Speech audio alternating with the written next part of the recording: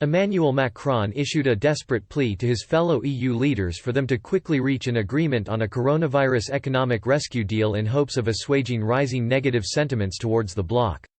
EU leaders have been forced to extend their summit talks to Sunday after they failed to agree on a stimulus plan to breathe life into economies ravaged by the coronavirus pandemic. The Brussels summit had already been stretched into Saturday after a meeting that ran late into Friday evening ended without a deal.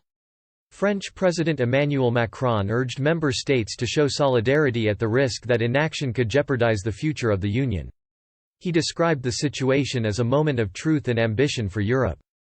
Al Jazeera's Natasha Butler reported, Macron says a failure by the EU to unite and help member states at a time of crisis could fuel anti-EU sentiment in the bloc and jeopardize its future.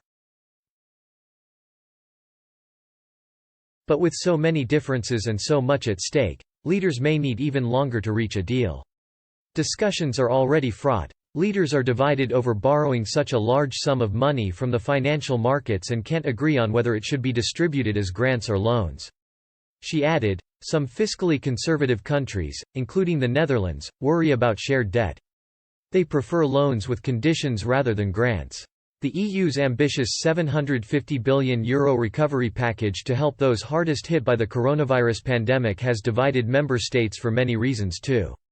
The design of the plan, mostly made of grants, has sparked fears among the so-called Frugal Four: Austria, the Netherlands, Sweden and Denmark. Leaders of EU countries held a virtual meeting last month to find a compromise. European Commission President Ursula von der Leyen described the discussions as positive, however, there was no breakthrough.